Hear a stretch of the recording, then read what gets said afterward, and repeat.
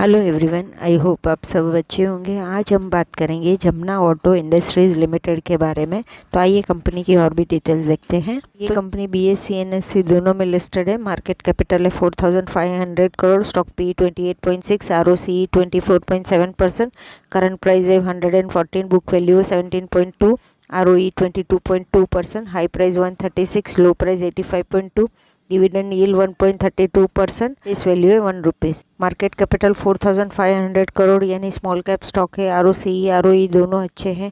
Current price से book value ज़्यादा में ट्रेड कर रहा है, यानी कंपनी की डिमांड की वजह से ये शेयर ये प्राइस में भी बाई हो रहा है। डिविडेंड यील्ड भी है, ये भी एक अच्छा है। कंपनी के पॉजिटिव पॉइंट्स देखेंगे तो कंपनी एक्सपेक्ट कर रही है अच्छा सेल्स होए, अच्छा प्रॉफिट होए quarter wise. Healthy dividend pay out maintain करके रखा है 38.9% से। नेगेटिव पॉइंट्स देखेंगे तो सेल्स ग्रोथ कम हुआ है 5.86% से लास्ट 5 ईयर्स से। Company might be capitalising interest cost. Point जो कस्टमर से पेमेंट आता है पहले 48 डेज में आता था, अभी 61 डेज में आता है। क्वार्टर ऑन क्वार्टर रिजल्ट्स देखेंगे तो पिछले सालों के हिसाब से ये साल का फर्स्ट क्वार्टर का सेल्स अच्छा हुआ है, लेकिन अगर हम लास्ट क्वार्टर के साथ कंपेयर करेंगे तो सेल्स कम हुआ है। ऑपरेटिंग परसेंटेज मार्जिन कम है पिछले कई क्वार्टरों से। अदर इनकम देखेंगे तो फर्स्ट क्वार्टर में 2 करोड़ ही है, जो पिछले क्वार्टरों में भी ऑलमोस्ट सेम ही था। इनफैक्ट पिछले कई क्वार्टरों में अच्छा है था, 6 करोड़, 4 करोड़, 5 करोड़ वगैरह भी था।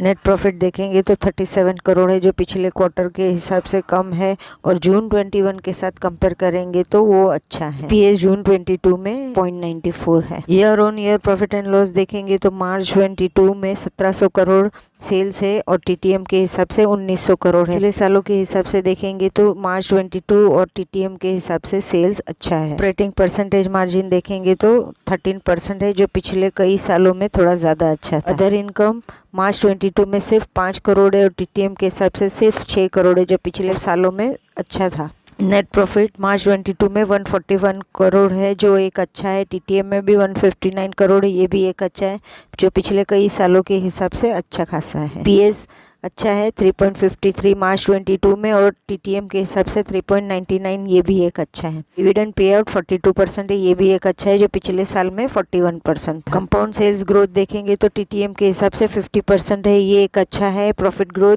TTM के हिसाब से 51% है, ये भी एक अच्छा है। स्टॉक प्राइस CAGR 1 ईयर के हिसाब से 11% है, यानी स्टॉक प्राइस थोड़ी कम हुई है पहले के टाइम से। रिटर्न ऑन इक्विटी देखेंगे तो लास्ट ईयर के हिसाब से 22% है, ये भी एक अच्छा है। बैलेंस शीट्स देखेंगे तो रिजर्व्स पिछले सालों के हिसाब से मार्च 22 में अच्छा खासा रिजर्व्स है, ये भी एक अच्छा है।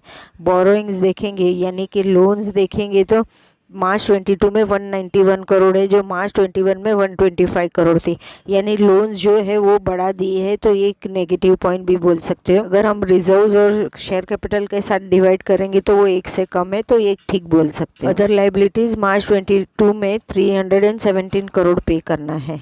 टोटल असेट्स मार्च 22 में 1100 करोड़ है, ये भी एक अच्छा है। नेट कैश फ्लो देखेंगे तो -15 करोड़ है, तो एक नेगेटिव पॉइंट बोल सकते हो, जो पिछले साल में अच्छा खासा 37 करोड़ था। डेटर्स डेज देखेंगे तो कस्टमर से पेमेंट 61 डेज में आ जाता है, 8 पेमेंट आता है। होल्डिंग पैटर्न्स देखेंगे तो प्रमोटर्स के पास 49.98% है, जो दिसंबर 19 के कंपेरिजन में बढ़ गया है, ये एक अच्छा है।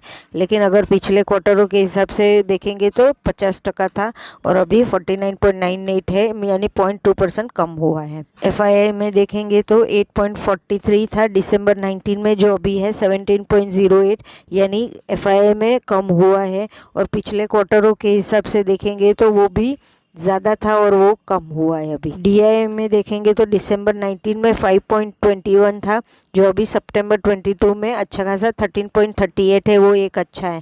लेकिन पिछले कई क्वार्टरों में देखेंगे तो वो थोड़ा ज़्यादा अच्छा था। अभी की तारीख में देखेंगे तो पब्लिक के पास अभी सिर्फ 29.57 है, जो आगे ज़्यादा था। 17 फरवरी 21 को भी 25 पैसे के आसपास डिविडेंड दिया था। 14 सितंबर 21 को 50 पैसे के आसपास डिविडेंड दिया था।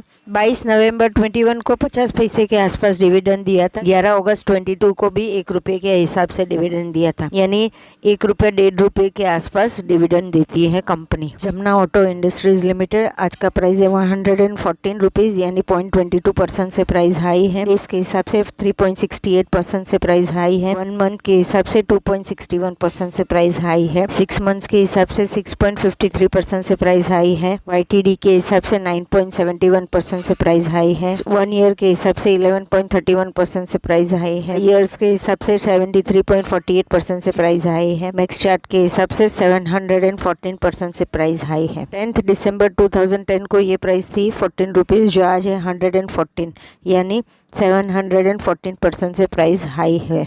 अगर ऑल ओवर कंपनी का देखेंगे तो ये कंपनी का जून 22 यानी फर्स्ट क्वार्टर का सेल्स अच्छा हुआ है, प्रॉफिट भी अच्छा है, लेकिन मार्च 22 के कंपैरिजन में सेल्स और प्रॉफिट कम है। ईयर ऑन ईयर के हिसाब से देखेंगे तो मार्च 22 का सेल्स और प्रॉफिट दोनों अच्छे हुए हैं। रिजर्व्स भी अच्छा खासा है मार्च 22 में, लेकिन अगर हम लोन्स देखेंगे तो पिछले साल के हिसाब से लोन बढ़ा दिए है, वो एक नेगेटिव है। कैश फ्लो भी नेगेटिव में है, वो भी एक नेगेटिव पॉइंट बोल सकते हो। प्रमोटर्स के पास 50% के आसपास शेयर्स है, वो एक ठीक ठाक बोल सकते हो।